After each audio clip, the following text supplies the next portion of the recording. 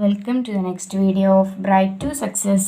ഇന്നത്തെ വീഡിയോയിൽ നമ്മൾ നോക്കാനായിട്ട് പോകുന്നത് നാളത്തെ +2 ബിസിനസ് സ്റ്റഡീസ് ക്രിസ്മസ് എക്സാമിന് വേണ്ടിയിട്ടുള്ള കുറച്ച് കാര്യങ്ങളാണ്. ഓക്കെ, അപ്പോൾ ഞാൻ ഈ പറയാൻ പോകുന്ന എല്ലാ ക്വസ്റ്റ്യൻസും ഷുവർ ക്വസ്റ്റ്യൻസ്, റിപ്പീറ്റഡ് ക്വസ്റ്റ്യൻസ് ആണ്.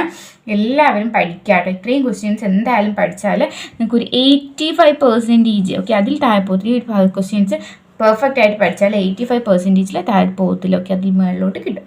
അപ്പോൾ ഇത്രയും കാര്യങ്ങൾ എല്ലാവരും പഠിക്കണം. അതുപോലെ തന്നെ ഇതിൻ്റെ അടുത്ത വീഡിയോ ആയിട്ട് 8 മാർക്കിൻ്റെ ക്വസ്റ്റ്യൻസ്, 8 മാർക്കിൻ്റെ ക്വസ്റ്റ്യൻസ് ഇട്ടിട്ടുണ്ട്. കുറച്ച് എക്സ്പ്ലെയിൻ ചെയ്തു. ഓക്കെ, വിത്ത് എക്സ്പ്ലനേഷനാണ് 10 ക്വസ്റ്റ്യൻ എക്സ്പ്ലെയിൻ ചെയ്താണ് ഇട്ടേക്കുന്നത്. അതും കൂട്ടിയിട്ട് കാണുക കേട്ടോ. അത് കണ്ടാൽ നിങ്ങൾക്ക് ഏത് 8 മാർക്കിൻ്റെ ക്വസ്റ്റ്യൻ വന്നാലും എഴുതാൻ പറ്റും. അതുപോലെ തന്നെയാണ് 8 മാർക്കിൻ്റെ ക്വസ്റ്റ്യൻസ് ഒക്കെ ചില ടൈമിൽ, ഈ ഞാൻ പറഞ്ഞ 8 മാർക്കിൻ്റെ ക്വസ്റ്റ്യൻസ് ഒക്കെ ചില ടൈം 5 മാർക്കിനും ചോദിക്കാറുണ്ട്. ഓക്കെ, അപ്പോൾ ആ 5 മാർക്കിൻ്റെ ക്വസ്റ്റ്യൻസ് ചിലപ്പോൾ 1 വേർഡ് ക്വസ്റ്റ്യൻ വരെ നിങ്ങൾക്ക് ആ ഒരു വീഡിയോ കണ്ടാൽ അറ്റൻഡ് ചെയ്യാനായിട്ട് സാധിക്കും. ഓക്കെ, അപ്പോൾ അതുകൊണ്ട് അതും കൂടി കാണാം.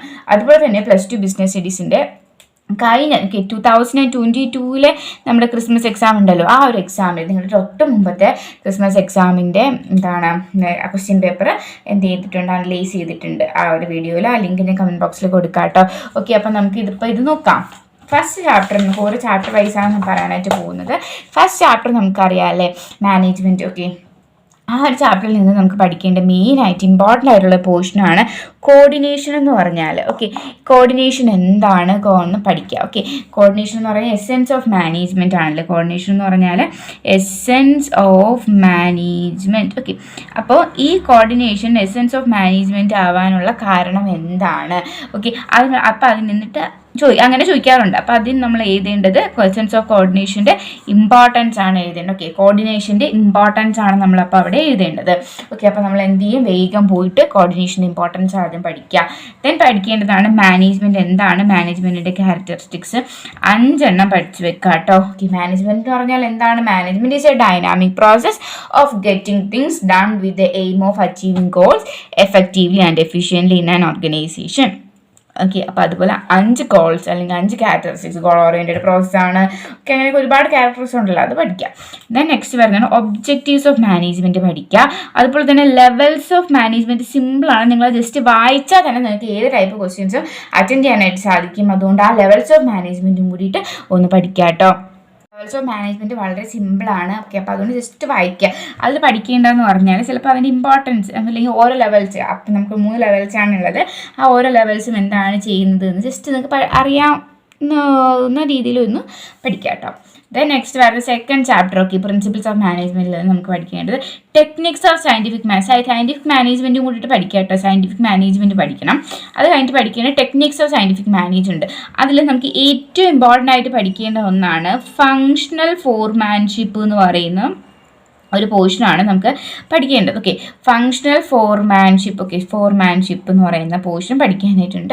ആ ഒരു ടെക്നിക്ക് വളരെ ഇമ്പോർട്ടൻ്റ് ആയിട്ട് പഠിക്കണം. അതിൽ തന്നെ നമുക്ക് കുറച്ച് ക്ലാസിഫിക്കേഷൻസ് ഒക്കെ പഠിക്കാനായിട്ടുണ്ട്. ഓക്കെ, അതാണ് ഏറ്റവും കൂടുതൽ പഠിക്കേണ്ടത്. ഓക്കെ, ഇത് 5 മാർക്കിനും 3 മാർക്കിനൊക്കെ ചോദിക്കുന്ന ക്വസ്റ്റനാണ്.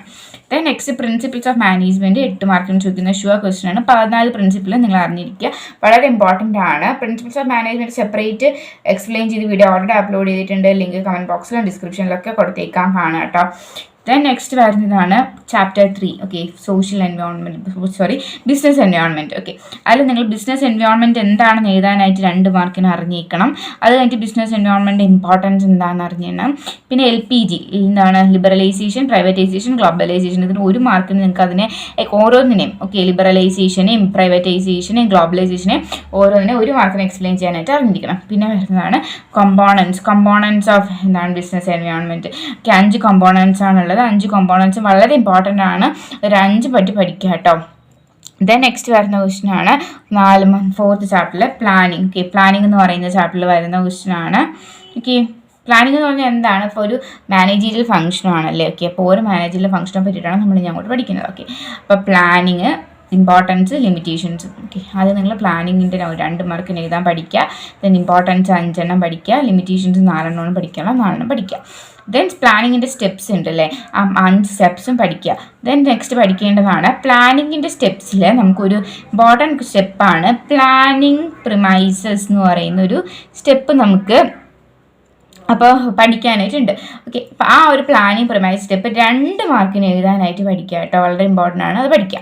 Then next planning promises. Okay, then types of planning just ഒന്ന് വായിച്ച് അറിഞ്ഞ് വെച്ചേക്കുക. ഓക്കെ, അതിപ്പോൾ വളരെ ഇമ്പോർട്ടൻ്റ് അല്ല, എന്നാൽ നമുക്ക് എന്താണ് മാച്ച് ദ ഫോളോയിങ് ആയിട്ട് 1 മാർക്ക് ക്വസ്റ്റ്യനൊക്കെ നമുക്ക് ടൈപ്പ് ഓഫ് പ്ലാൻ ചോദിക്കാറുണ്ട്. അതുകൊണ്ട് നിങ്ങൾക്ക് അത് ജസ്റ്റ് വായിക്കുമ്പോൾ തന്നെ അറിയാനായിട്ട് സാധിക്കും. അതുകൊണ്ട് അതും കൂടി പഠിക്കുക കേട്ടോ. Then next 5th chapter organising എന്ന് പറയുന്ന ചാപ്റ്ററിൽ ഓർഗനൈസിങ് എന്താണ് എന്നുള്ളത് 2 മാർക്കിന് എഴുതാനായിട്ട് പഠിക്കുക. Then formal organisation, informal organisation എന്താണ്, അതിൻ്റെ ഡിഫറൻസ് ബിറ്റ്വീൻ പഠിക്കുക കേട്ടോ. Then organising. ഓക്കെ, ഓർഗനൈസിങ് എന്താണ് പഠിക്കുക. ദെൻ അതിൻ്റെ ഒരു സ്റ്റെപ്സ് ഉണ്ട്, ഓർഗനൈസിങ്ങിൻ്റെ സ്റ്റെപ്സ് പഠിക്കാനായിട്ടുണ്ട്, അതും കൂടിയിട്ട് ജസ്റ്റ് ഒന്ന് വായിക്കാം. Then elements of delegation. Delegation എന്താണ്, നമുക്ക് ചെറിയ സെൻറ്റൻസ് പെട്ടെന്ന് മനസ്സിലാണ് ഡെലിഗേഷൻ എന്താണെന്നുള്ളത്. അപ്പോൾ ഡെലിഗേഷനും പഠിച്ച് ദെൻ എന്ത് എലമെന്റ്സ് ഓഫ് ഡെലിഗേഷനും കൂടിയിട്ട് പഠിക്കാം. ദെൻ ഫങ്ഷണൽ ആൻഡ് ഡിവിഷണൽ സ്ട്രക്ചറിൻ്റെ എന്താണ് ഫീച്ചേഴ്സ്, ഫാക്ടേഴ്സ് ഉണ്ടല്ലോ, അതും കൂടി പഠിക്കുക കേട്ടോ. അത് 2 എന്താണ് പഠിച്ചിട്ട് അതിൻ്റെ ഫാക്ടേഴ്സും കൂടി പഠിക്കുക. ദെൻ നെക്സ്റ്റ് വരുന്നതാണ് 6th chapter higher staffing. Okay, വളരെ ഇമ്പോർട്ടൻ്റ് ആയ ചാപ്റ്റർ ആണ്, ഏറ്റവും കൂടുതൽ വെയിറ്റേജ് ഉള്ള ചാപ്റ്ററും കൂടിയാണ്. 14 മാർക്കിൻ്റെ വെയിറ്റേജ് ഉണ്ട് ഈ ചാപ്റ്ററിന്. അപ്പോൾ സ്റ്റാഫിംഗ് പ്രോസസ്, ആദ്യം സ്റ്റാഫിംഗ് എന്താണ് 2 മാർക്കിന് എഴുതാൻ പഠിക്കണം. പിന്നെ സ്റ്റാഫിംഗ് പ്രോസസ്സ്.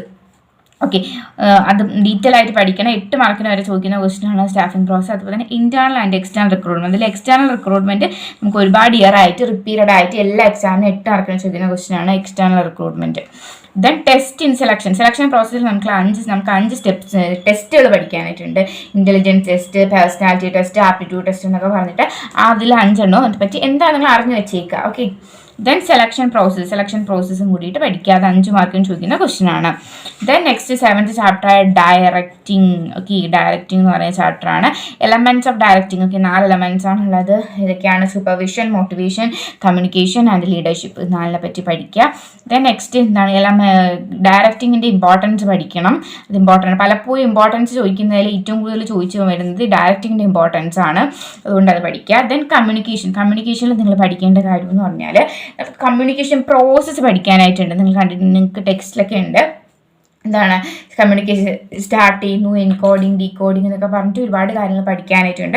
ഓക്കെ, അപ്പോൾ ആ ഒരു ഡയഗ്രാം ഉണ്ടല്ലോ, ഇങ്ങനെ പാസ് ചെയ്ത് പോകുന്ന ഡയഗ്രാം ഉണ്ടല്ലോ, മെസ്സേജ്, സെൻഡർ, റിസീവർ, ആ ഡയഗ്രാം പഠിക്കുക. അതുപോലെ തന്നെ ഓരോ കോമ്പോണൻ്റ്, ഇപ്പം ഇവിടെ മെസ്സേജ് എന്ന് എഴുതുകയാണ്, ഇവിടെ ഞാൻ സെൻഡർ, ഇവിടെ എൻകോഡ്, ഡീകോഡ്. അപ്പോൾ ഈ മെസ്സേജിനെ പറ്റിയിട്ടും ഈ സെൻഡറിനെ പറ്റിയിട്ടും എൻകോഡിനെ പറ്റിയിട്ടും ഡീകോഡിനെ പറ്റിയിട്ടും ഫീഡ്ബാക്കിനെ പറ്റിയിട്ടും എല്ലാം ഒരു സെൻറ്റൻസ് എഴുതാനായിട്ട് പഠിച്ചു വെച്ചേക്കുക. ഓക്കെ, 8 മാർക്കിന് ഈ ഒരു ക്വസ്റ്റ്യൻ കഴിഞ്ഞ ഇയറിൽ ചോദിച്ചായിരുന്നു. അപ്പോൾ നമുക്ക് എന്ത് ചെയ്യണം, ഈ ഒരു ക്വസ്റ്റ്യൻ 8 മാർക്കിന് ചോദിക്കുവാണെങ്കിൽ ഈ ഒരു ഡയഗ്രാം മാത്രം വരച്ചാൽ 8 മാർക്ക് കിട്ടത്തില്ല, എക്സ്പ്ലെയിൻ കൂടെ ചെയ്താലായിരിക്കും 8 മാർക്ക് കിട്ടുന്നത്. പിന്നെ വരുന്നതാണ് ബാരിയേഴ്സ് ഓഫ് കമ്മ്യൂണിക്കേഷൻ എന്ന് പറഞ്ഞാൽ. ഓക്കെ, ഇത് 8 മാർക്കിന് ചോദിക്കുന്ന ക്വസ്റ്റ്യൻ ആണ്. നമുക്ക് എന്താണ് പേഴ്സണൽ ബാരിയർ, സെമാൻറ്റിക് ബാരിയർ എന്നൊക്കെ പറഞ്ഞിട്ടുണ്ടല്ലോ, സൈക്കോളജിക്കൽ ബാരിയർ. അപ്പോൾ അതൊക്കെ പഠിക്കാം കേട്ടോ. ദെൻ ഈ ഒരു ചാപ്റ്ററിൽ വരുന്ന വേറൊരു ക്വസ്റ്റ്യൻ ആണ് Maslow's need hierarchy. Okay, Maslow's need hierarchy. നമ്മളൊരു ട്രയാങ്കിൾ പഠിച്ചിട്ടുണ്ടല്ലോ. ഓക്കെ, ആ ട്രയാങ്കിൾ പഠിക്കുക. അതുപോലെ തന്നെ ആ ട്രയാങ്കിൾ എക്സ്പ്ലെയിൻ ചെയ്യാനായിട്ട് പഠിക്കുകയാണ്.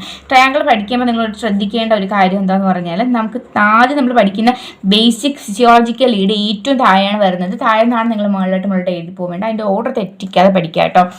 ദെൻ നെക്സ്റ്റ് വരുന്നതാണ് 8th ചാപ്റ്ററായ കൺട്രോളിങ് എന്താ പഠിക്കുക, കൺട്രോളിങ്ങിൻ്റെ സ്റ്റെപ്സും ലിമിറ്റേഷൻസും മാത്രം പഠിച്ചാൽ മതി കേട്ടോ.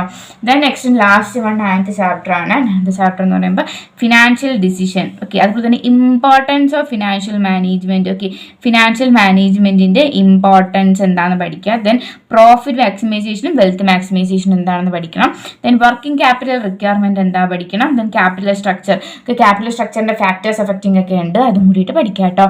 അപ്പോൾ ഇത്രയും കാര്യങ്ങളാണ് നമുക്ക് നാളത്തെ എക്സാമിനായിട്ട് പഠിക്കാനായിട്ടുള്ളത്. അപ്പോൾ ഇത്രയും കാര്യങ്ങൾ നിങ്ങൾ പഠിച്ചു എന്ന് വേഗം നോക്കുക. പഠിച്ചിട്ടില്ല എന്നുണ്ടെങ്കിൽ ഇനി നമുക്ക് സമയം ഉണ്ടല്ലേ, ഇപ്പം 7:30 ആയിട്ടേ ഉള്ളൂ, വേഗം പോയിട്ട് ഇതും കൂടിയിട്ട് പഠിക്കുക കേട്ടോ. അപ്പോൾ എന്തെങ്കിലും ഡൗട്ട് ഉണ്ടെങ്കിൽ കമൻറ്റ് ബോക്സിൽ അറിയിക്കാവുന്നതാണ്. ഇനി 2 വീഡിയോയും കൂടി നാളത്തെ എക്സാമിന് വേണ്ടിയിട്ട് 2 വീഡിയോയും കൂടി അപ്ലോഡ് ചെയ്യുന്നതാണ്. നിങ്ങൾക്ക് എന്തെങ്കിലും ഉണ്ടെങ്കിൽ വേഗം കമൻറ്റ് ബോക്സിൽ അറിയിച്ചാൽ റിപ്ലൈ തരുന്നതായിരിക്കും. ഓക്കെ, അപ്പോൾ ഇത്രയും കാര്യങ്ങൾ വേഗം പഠിക്കുക.